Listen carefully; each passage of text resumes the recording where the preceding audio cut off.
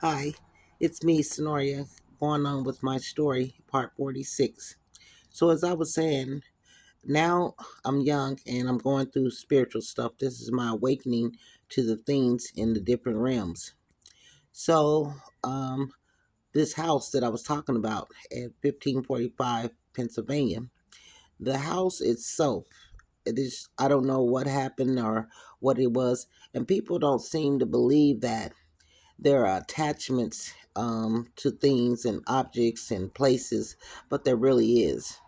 So, one thing I'd like to say to you, if you're wherever you live, when you're born, and you stay in the place, the city or town that you're born in, there are spirits there already before you even come into the world. So, every place I've ever lived, I've done battle.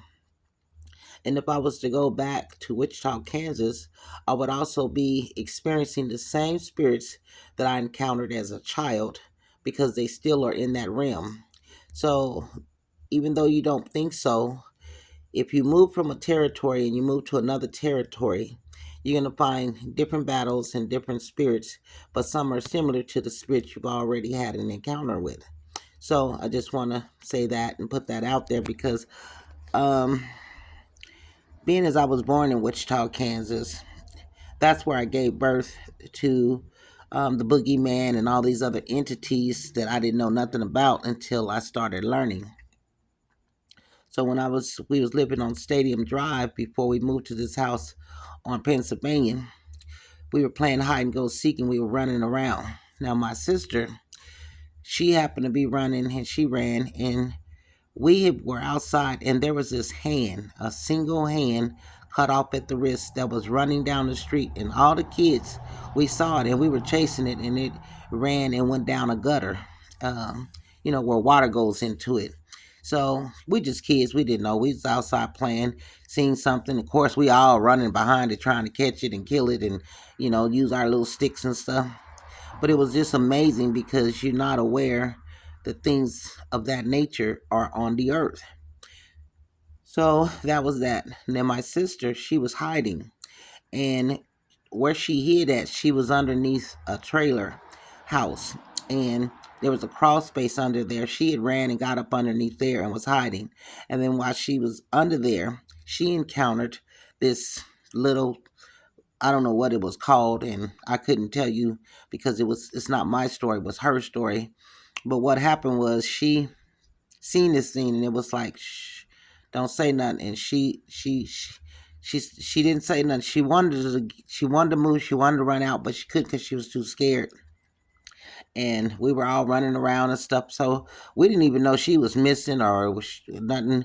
And we was in the middle of playing hide and go seek, and then we seen the little hand, so we all ran and started doing that. And then we got back to um, playing the game hide and go seek.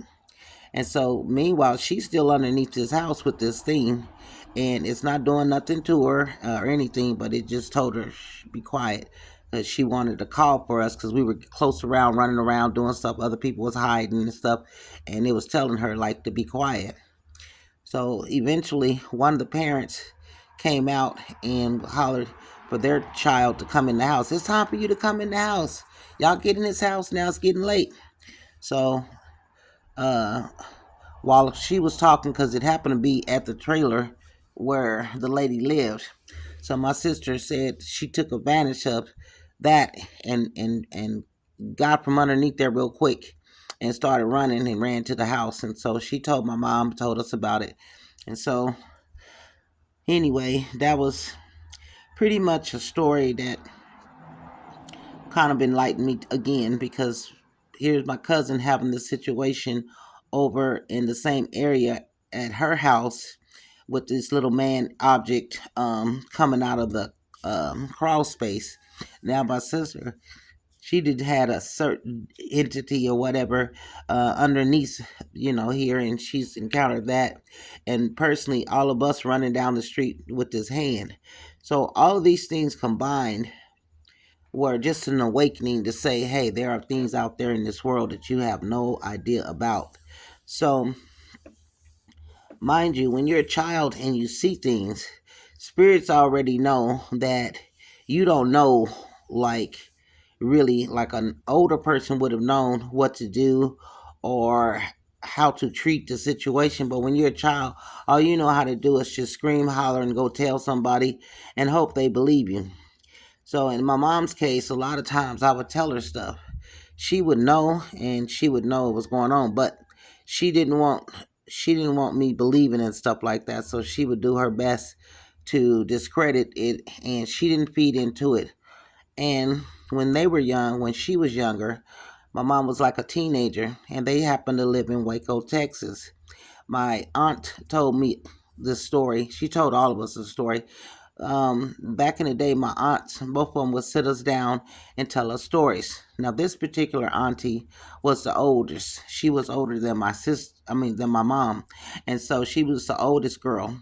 And then her other sister, my mom's other sister, was the baby girl.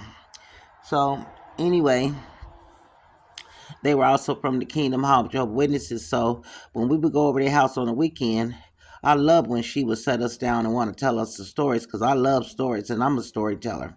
So when she started telling the story, I was listening and whatever. So she tells us that they were in Waco, Texas, and that they were out at the park, and it might have been like July the 4th or whatever. So they were teenagers, just when they used to celebrate, and then they were still living at home with their parents.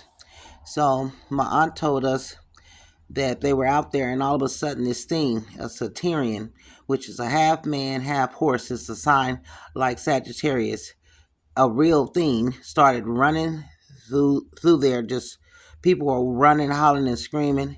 And my mom and them ran into the bathroom, and they could hear it. And they said you can hear the clunks like from the feet or whatever, and it scared them. And my mom was so terrified. And when she found out, because once my aunt told us the story about everything, and it didn't kill nobody, but it was in the paper. They did talk about it, but it bothered my mom so bad. She was really upset with her sister for telling us that story, and more so because I heard it. Because then I have more questions. Mom, how did you feel? What was going on? Blah blah blah. Blah.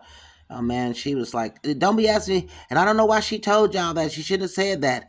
And I said, I just want to know, was it true? And what happened? And what did it do to y'all? And how long did you stay in the bathroom? And I had all these questions.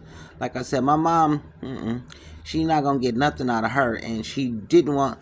That's why I said, even when I would tell her stuff, she not gonna talk about it. I don't know if it bothered her or she knew and just didn't want to say it and just wanted it to go away. But everyone cannot handle spiritual stuff, so that's something you need to be aware of when you're telling your story, and especially as a child. That a lot of times people, if they do know, they don't want you to know because they don't want to feed into it. They want to say, okay, don't worry about that or whatever, and go on. But privately, they're discussing what you said. They're telling the other relatives and stuff.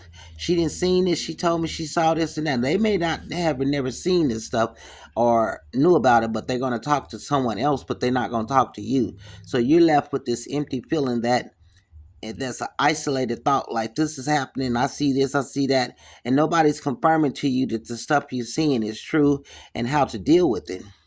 Okay, I'm looking at my time. I'm gonna come back and I'm gonna continue because the spiritual stuff does happen. It does occur, and I want to make sure that anyone who's listening to this video is also aware.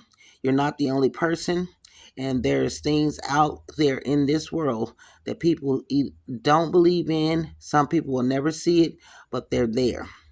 Okay, I'll be back to my story, part 47. Okay, bye bye.